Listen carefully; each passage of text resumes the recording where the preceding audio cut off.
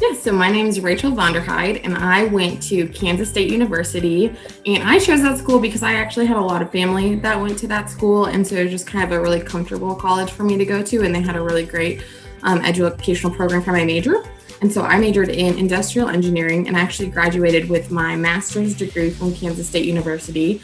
And right out of college, I went to work for J.E. Dunn Construction in Kansas City, Missouri. I was in high school and I really wasn't sure what I wanted to do. I really enjoyed challenging myself academically. I was taking college classes and AP classes, and I really enjoyed helping people.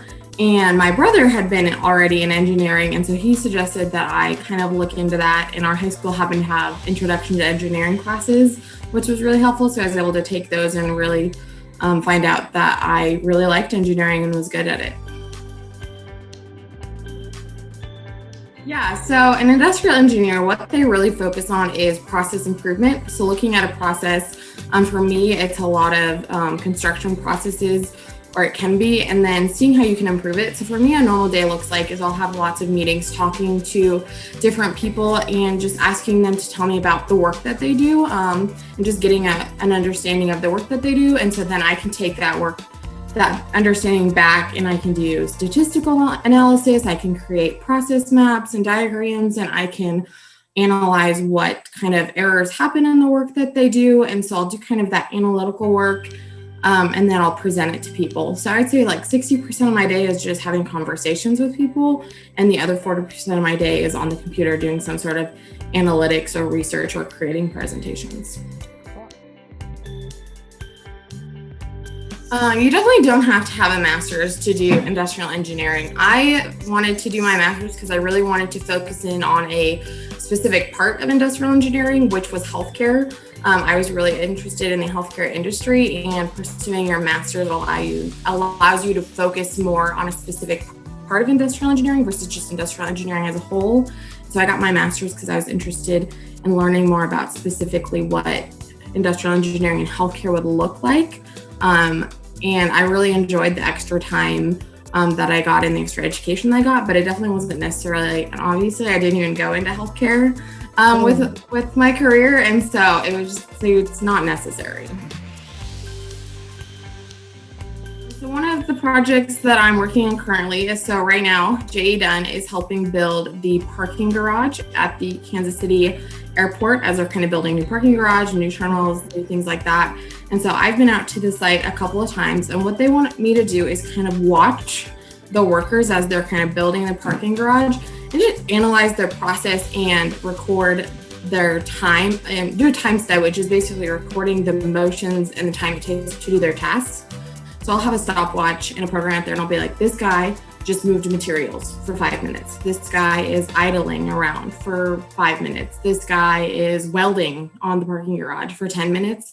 And so I'm tracking their tasks and their times and their motions, because then I'll get a data analysis of exactly what is going into their building, like how much of their time they're idling, how much of their time they're just moving things, how much of their time they're actually doing building, how much of their time they're on breaks. And so that gives the higher ups the insight into how their time is being spent on a job site. And so that way they can make improvements or make adjustments based on what they see. So in high school, they taught more about just generic engineering and didn't necessarily focus on like what the specific avenues are, because there's a lot of different types of engineering.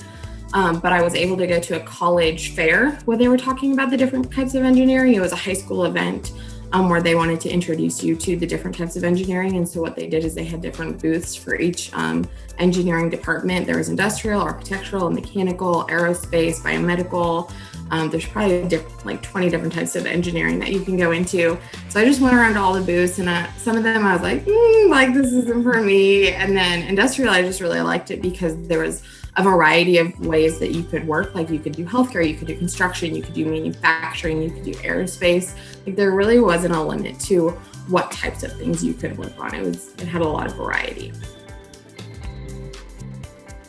I think one of the biggest skills that I need is communication. So again, 60% of my job is is talking or communicating with people. And that's on all different types of communication. It's having in-person conversations, it's emailing them, it's writing up reports and presentations. So I think communication is a big one that really helps me, and something that you can learn and is suitable for a lot of careers, not just engineering. So that's probably one of the biggest ones. I would also say like just the ability to tell a story, because I can find all the answers I want and do problem solving all I want. But if I can't communicate that or tell how that impacts others, then nobody's going to listen and nobody's going to care, because a lot of the people that I'm presenting to or asking to implement my ideas, they're not engineers. And so I really have to simplify what is really technical work into something that's understandable for the everyday person who's not an engineer. So being able to kind of have that skill of translating what your work is.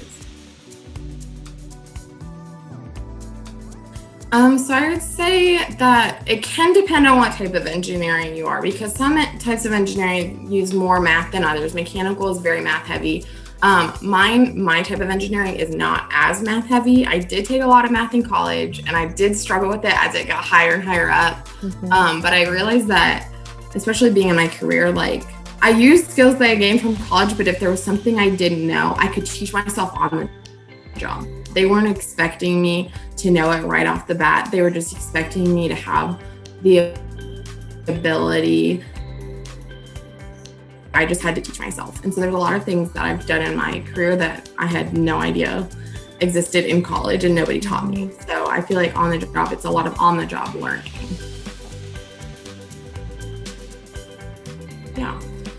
So I'll say in general that, so I've done interviews for my company too. And so when I look for my company, when they look at interviewing and hiring people, they just want someone who's done variety, like someone who's done a bunch of different things. And it doesn't necessarily matter what those things are, but doing a lot of different things shows that you have skills in different ways. When I was in college, I was on the residence hall governing board, which again really helped me to develop leadership and communication skills. I was also on some engineering clubs, which again kind of helped with the technical aspect, but again was teamwork, leadership, working with others.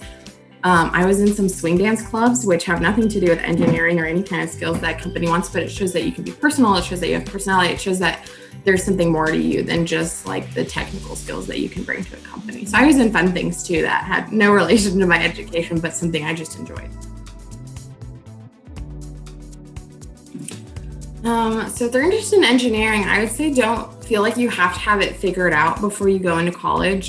You can go in undecided engineering and kind of explore the different types of engineering, because again, there's probably like 20 different types of engineering, and it's really hard to pick out at first which one you want to do. And so I wouldn't be afraid to not have it figured out. Or to go in with one and switch. I know lots of people who switched after their freshman year. I've known lots of people who switched during their senior year to a different type of engineering, because they realized that what they were in wasn't what they wanted to do for the rest of your life. So I wouldn't feel like you have to know what you want going in. I wish I would have known that college has so many different opportunities that you're not necessarily going to get in the rest of life, and you should take advantage of them. Like I said, I was involved in lots of different things, whether I thought that they would develop skills or whether I thought that they were just fun. But there's also things that I didn't do because they weren't necessarily in my comfort zone. I thought about studying abroad, and then I was like, I have to spend like 5 months away from my family and friends, and that seems really scary, and I probably shouldn't do that. But looking back, there's not really a time where I can go study abroad, go to a different country for 6 months and have it be meaningful and not very expensive. So I kind of wish that I had done things that were more outside of my comfort zone in college, because again, you don't necessarily get those opportunities once you graduate.